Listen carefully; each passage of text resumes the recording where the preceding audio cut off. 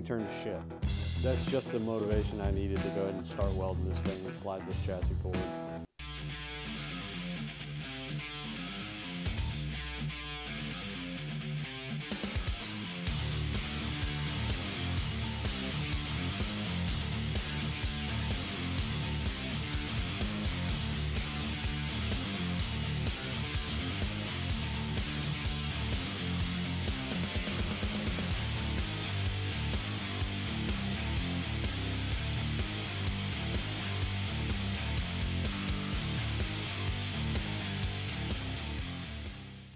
All right, well, good morning. I think this morning I'm just gonna tinker around on this thing. I don't really have any specific goal in mind for the day. I think what I'm gonna do is work on this lower frame rail section and get this axle all the way up at bump and start working on finishing out these two frame rails, bringing it forward, tying it into the hood line, and then we're gonna kind of go from there. So anyway, here we go.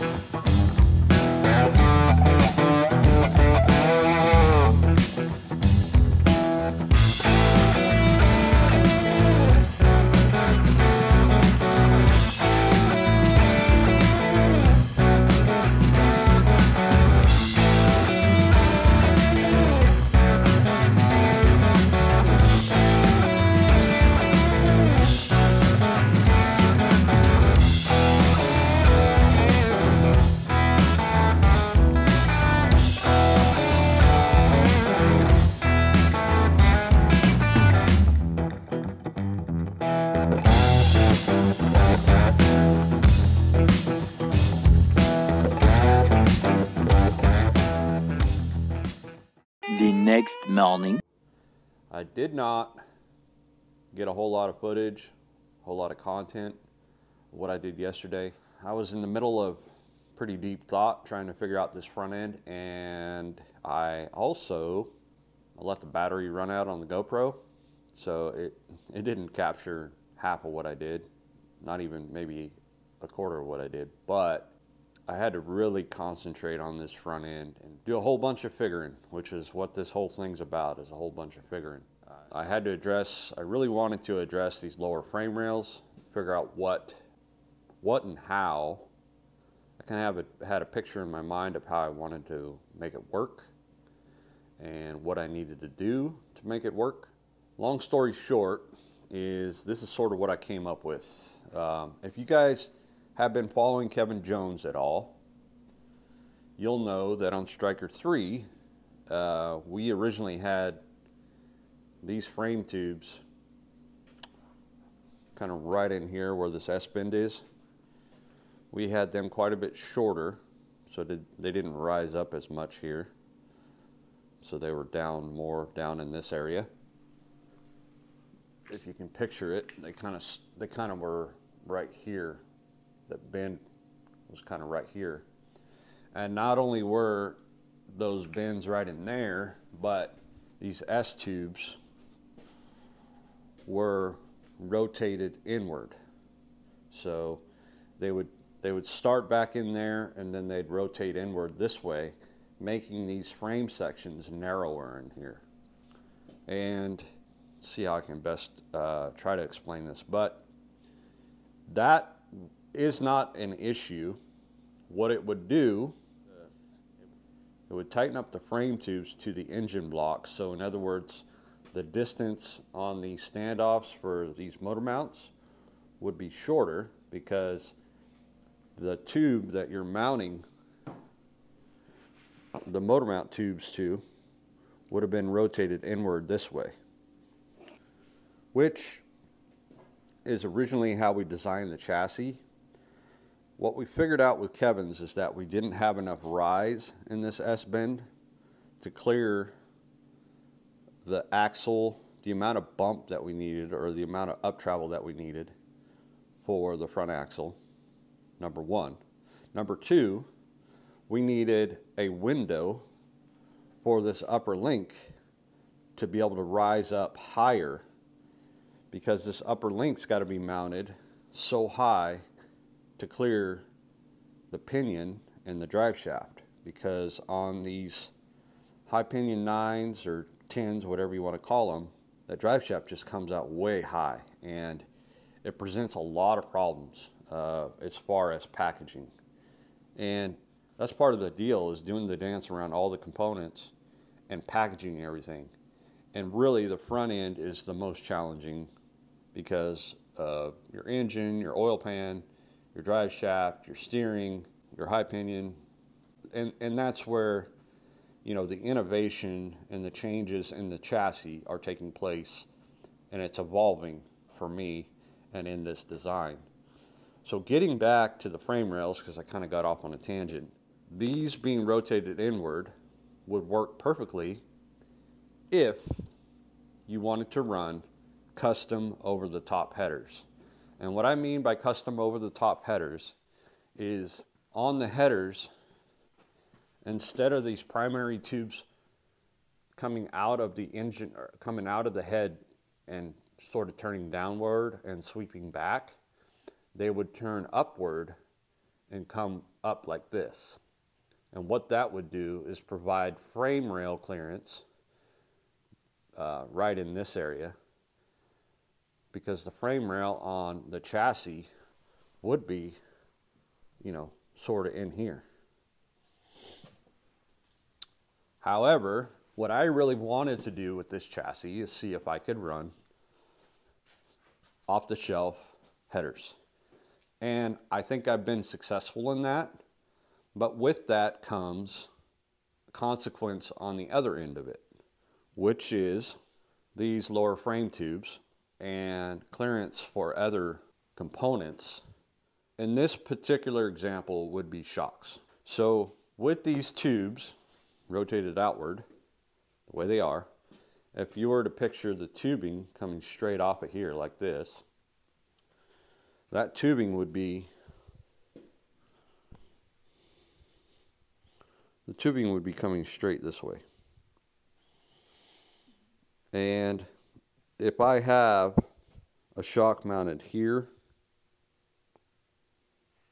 or here, which is kind of what I'm planning on doing, is running a lead arm. I want to put the shock over here somewhere. As the suspension cycles downward, so let's say that tire's up on top of a rock, this side is drooped way down, the axle starts to swing in this direction, and the bottom part of the shock, or not even the bottom part of the shock, the mid part of the shock would run into the frame rail here. So there's all kinds of considerations, caveats, all kinds of things. And as much planning as you do prior to, you can only do so much without the hard parts. The long story short is, if I were to leave these tubes rotated inward, being the original design, and have these tubes, instead of turned down like that, but more upward, and so they keep on climbing to gain that clearance that we need, I would have been fine. But I would have had to build custom headers for it. And I wanted to be able to build this chassis to run off-the-shelf headers for a number of reasons. I think for somebody that wants to buy this chassis and run it as a trail wheeler, I really wanted to figure out these lower frame rails, because that seemed to be a point of contingency among Kevin and I, you know, building his race car, and now me building this race car type buggy. There are a couple of things to consider there, where most guys that are going to be running a trail chassis, I would imagine they're going to be using or running a junkyard Dana 60 axle, which is not going to need the amount of clearance in here for the upper links, because the high pinion on a Dana 60 axle is quite a bit lower. The other thing is on a trail car, you don't need as much up travel, so therefore these upper frame tubes don't need to come up and climb so high. Most of the time a trail car is more specific to rock crawling, not go fast, where your travel ratio is going to be more downward in travel, so more droop than you are going to have bump. Whereas with the race car here, and I probably said it in other videos or other episodes, the race car here, we want it to be more like 50-50. So we want, you know, equal amount of up travel as we have down travel, or somewhere close to it. So that's kind of where I landed here. If I were to take these tubes and just run them straight out like I did, there's a couple of reasons why it wouldn't work. Number one, high steer. I'm planning on running my high steer arms over the top here. I'm going to most likely get rid of these and weld on my own high steer arms. So the linkage for that high steer needs to be up high here, so that frame rail needs to come up high enough to clear all of that. The other thing is, again, the shock clearance. So if I have a 3.0 shock, which has about a 5 1/4 inch spring outside diameter, as this axle travels downward, that spring is going to swing into the frame rail here. And if that frame rail was way over here, I don't know that I would have the clearance for that swing. So this is where these secondary S-bends come in. Number one, it's diving it inward for the clearance of the spring. Number two, it's climbing upward a little more for clearance of my high steer. So that's kind of where I'm at. I was talking to another buddy of mine, Jason. He says, well, you kind of built a crumple zone in here with these secondary S-bends.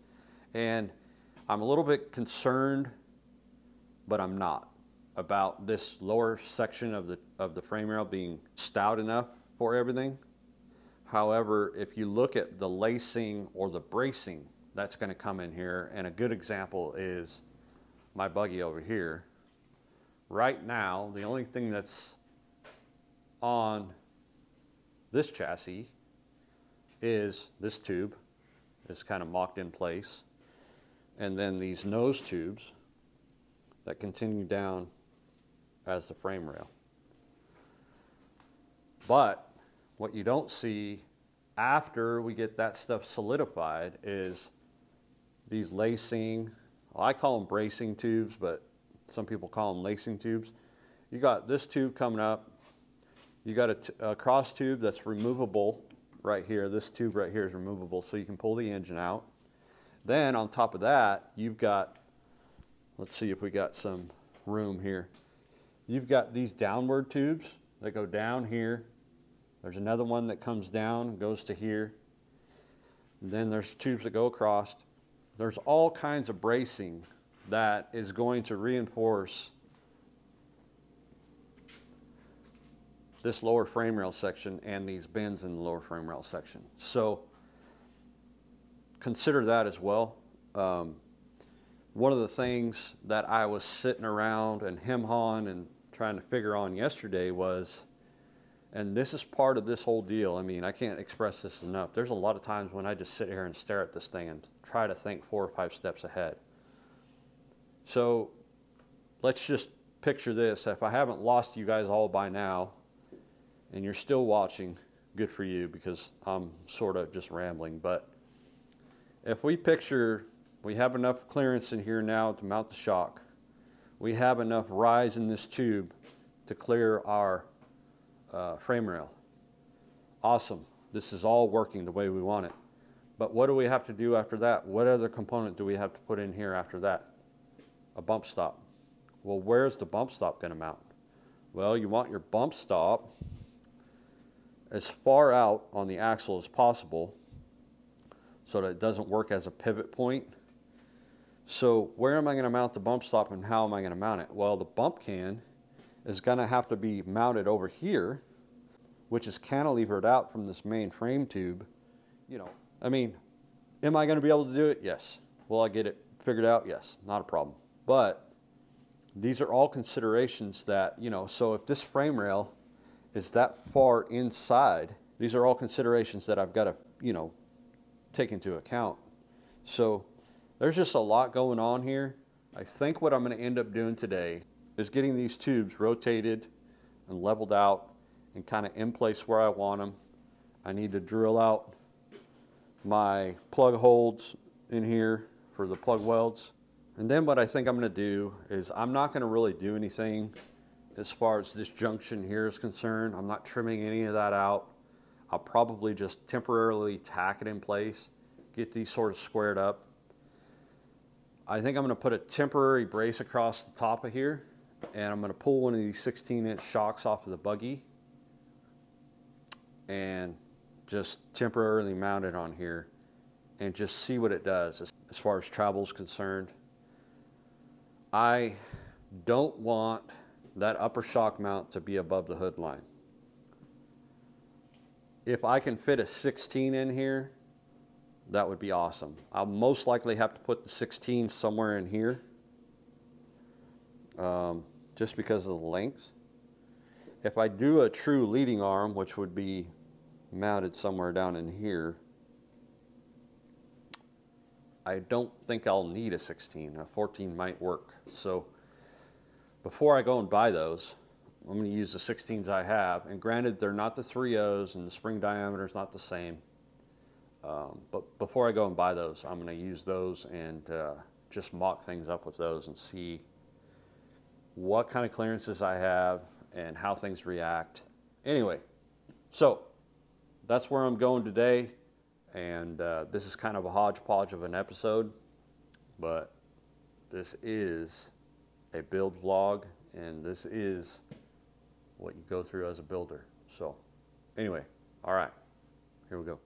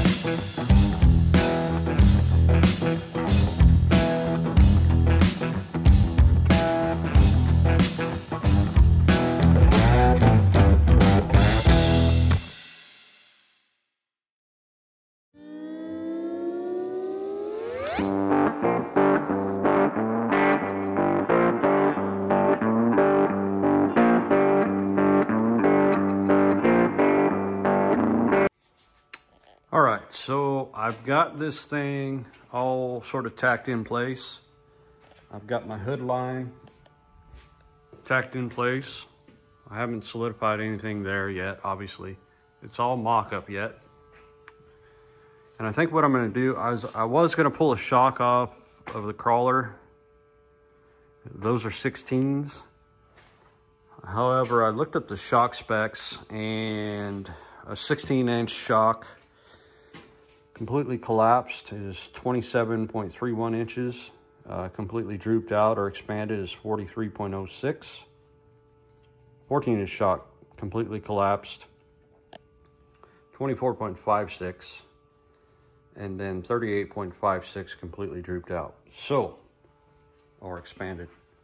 So I think what I'm going to do, rather than pulling these shocks off, because these shocks aren't going to give me the diameter or the circumference I need anyway, is I am going to just take this piece of tubing, these two pieces of tubing, and I am going to emulate a shock, the shock travel and the complete droop versus the complete bump, or collapse length versus complete extended length with this tubing.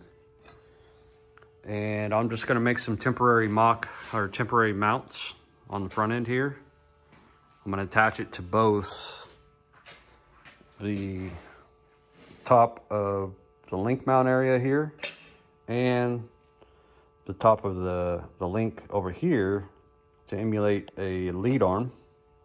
And then I'll attach it up here and start messing around with what it looks like in the suspension cycle, and see what the bottom of the shock does when it swings in this way, whether or not I'm going to have clearance in here for that bigger 5 1/4 inch spring that comes with that you use on a 3.0 shock. So anyway, all right, here we go.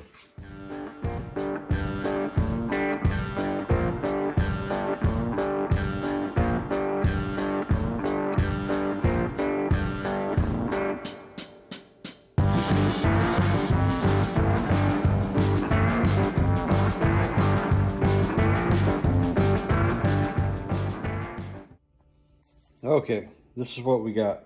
So I got this set up to emulate a 16-inch shock.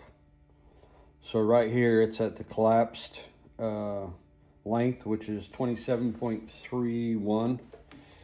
And then you pull this bolt out and go down to this hole.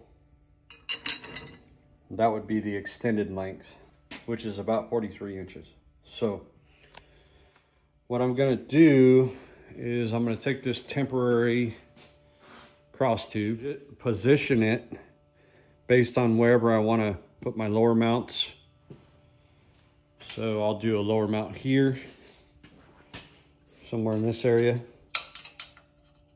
and then I'll do a lower mount here. Keep it centered on the tubing to emulate like a leading arm, and then I'll cycle the suspension out. I think what I'll just do is cycle the one side. I'm not going to be able to get full droop out of it, I don't think, without sliding the chassis forward. So that's going to open up a whole nother can of worms. I'm going to have to pull that axle, blah, blah, blah, blah, blah. So, but I just kind of want to know what I'm looking at here as far as clearance to the center frame rail. I can measure off the center line of that tubing that emulates the shock and see what kind of clearance I have. I can bolt or strap up the tire again, make sure I've got clearance there, which I'm sure I do. Yeah, the tire's not going to be a problem. I don't know what I'm thinking. The tire's going to be swinging around here. So I just want to make sure the way these tubes are being brought in is going to give me some advantage here. Hopefully it does. And go from there. All right, here we go.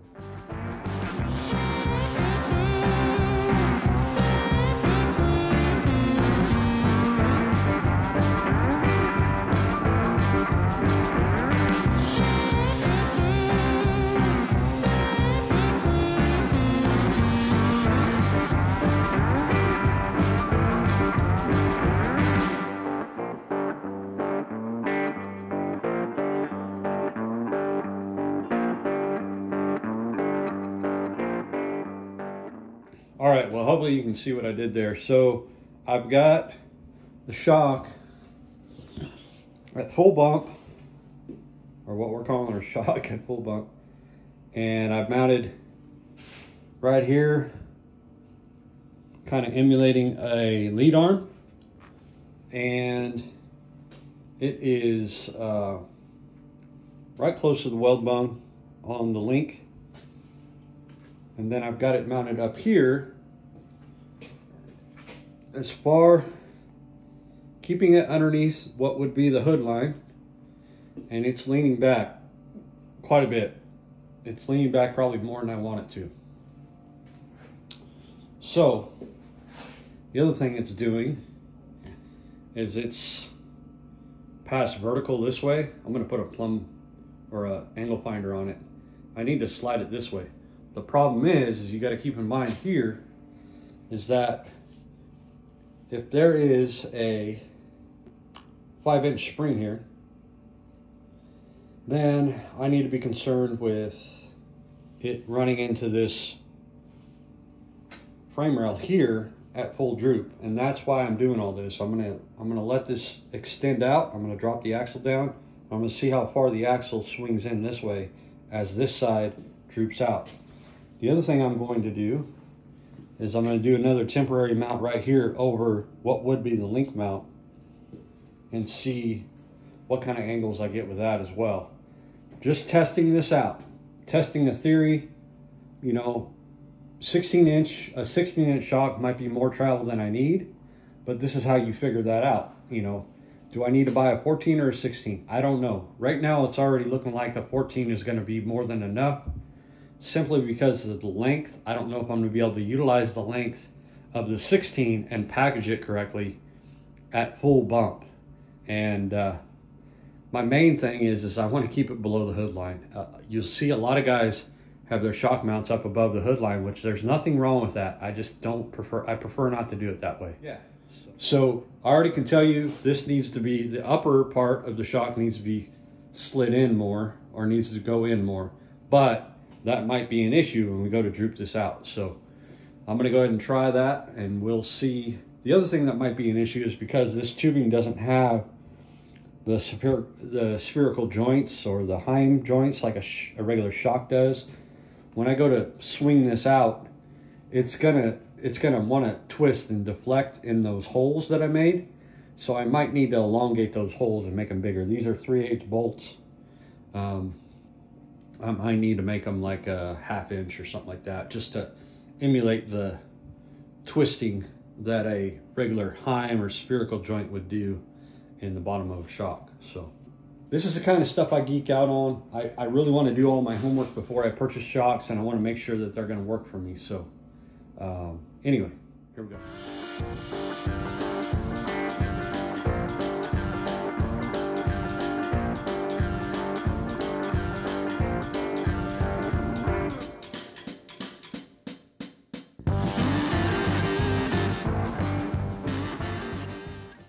All right, so I got you over here on the tripod. Hopefully you can see what I'm seeing here. I went ahead and I drooped out the axle as far as it'll go with the current position it is on the chassis table.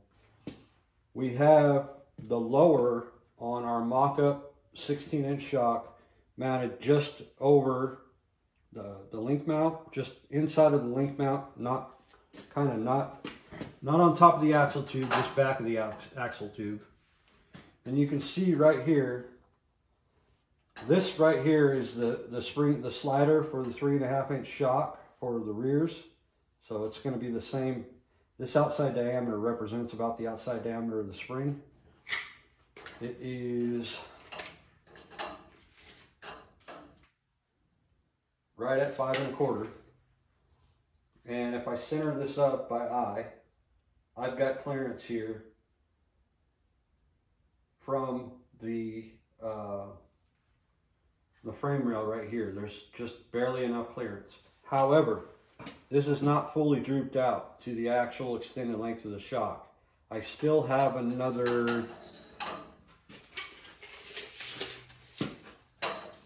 that's right at 38.5, and the full extended length of the shock is 43. So I have another 4.5 inches to go. So the more this shock droops out, the more this axle is going to swing this way, and the more it's going to bring the shock inward toward the axle mount.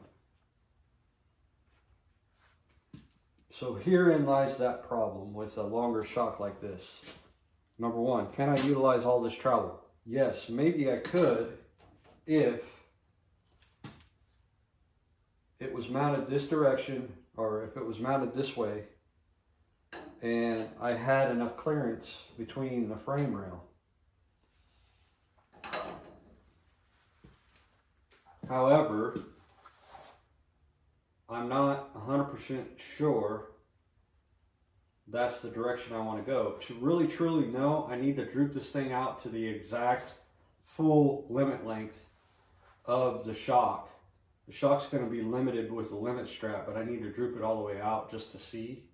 And in order to do that, I need to slide the chassis forward. But while it's like this, we can go ahead and we can look at mounting up this shock in more of a leading arm position, which would be over here. This is all just by eye. I'm not measuring anything. And we can already see that's not going to work because we're going to run into the frame rail there with our spring. So that ain't working. And we set it up to where this upper mount was at bump. So I've got to readjust this. I'm overthinking, or getting ahead of myself. This is where the upper mount would be at bump for a 16-inch shock.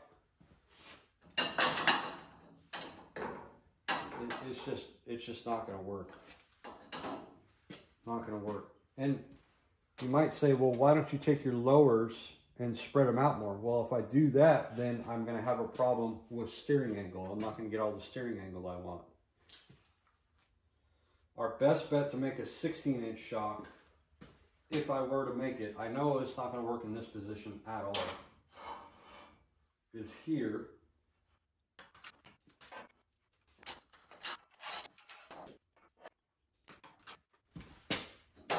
Yeah, it would be here. And we just barely have enough to get the spring clearance through this. So the question is, do I need to slide the chassis forward to really truly look at full droop in this case and see if it is going to work for me? The answer is probably yes, as much of a pain in the ass as it's going to be. All right, here we go. Okay, so this is where we're at. Came up with another option here. Doing the traditional thing, which is mounting the shock right over the top of the center of the axle. This does a couple of things for me. I can lean the shock this way more. I can bring the upper mount forward more. And then it gives me plenty of clearance in here for the swing when this driver's side, or when the axle droops out, because of the clearance I've made in here.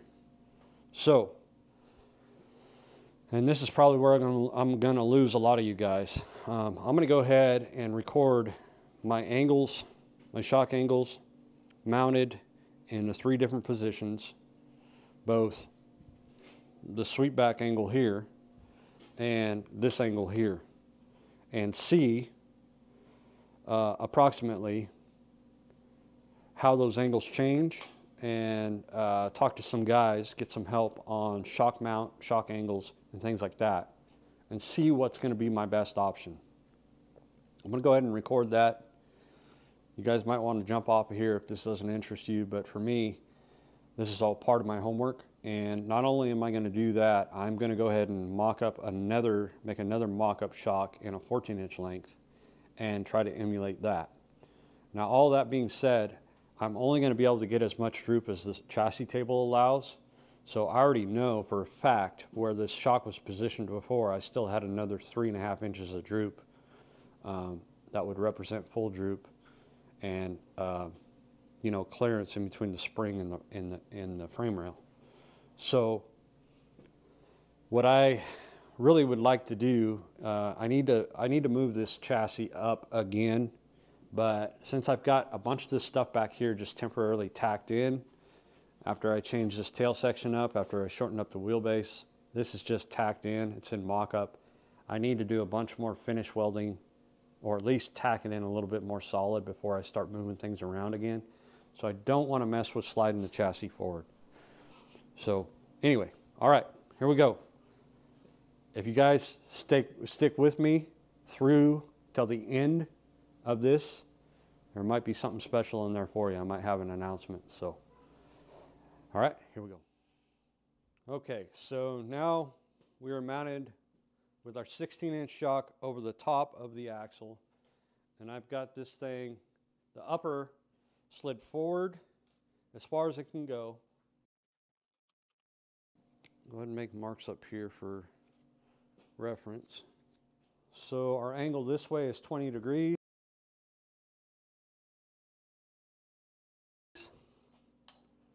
Our angle this way is about 12 degrees. And we're going to go ahead and droop this out, and we'll see if, I'm going to put this over here, how much clearance we have for that spring.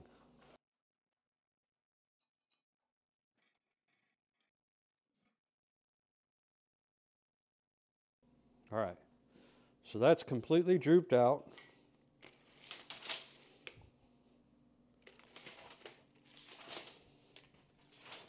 Well, it's completely drooped out as far as the table will let us go.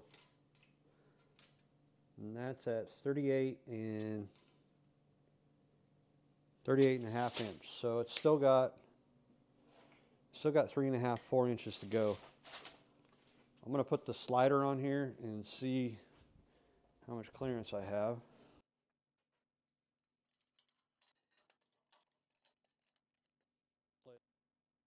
Yeah, I got a solid inch, if not more, of clearance between the frame rail and the spring. Yeah, it's more like 1.5 inches.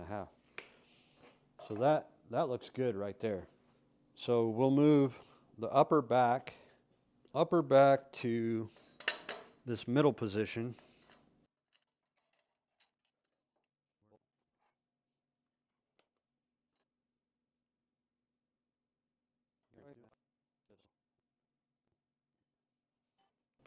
Because of the way the upper has to be, when it's at full bump, I have a 1/2 inch of clearance between the spring and the frame rail. And remember, I still have another 4 inches of droop.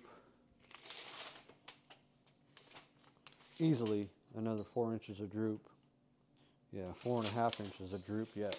So let's just verify.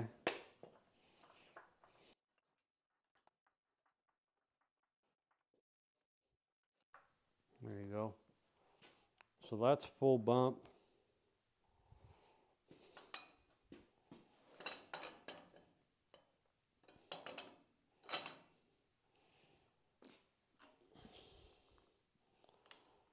Shock angle lean back is about 19.4.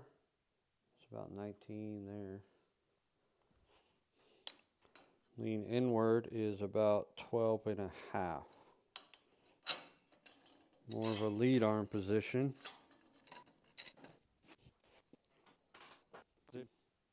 There's no way that's going to work for the spring. And I wouldn't be able to slide this upper forward any because it won't fit under the hood. Upper, yeah, I wouldn't be able to slide it forward or outward just because of the length. It's 36 3/4, so then I have another 4, 36 3/4, it's 43, so I have another 5 1/4 inches of droop. That's definitely going to swing that inward and hit the frame rail. So that ain't going to work. That ain't going to work. Now, it might work if I could slide. It might work if I could slide the upper out.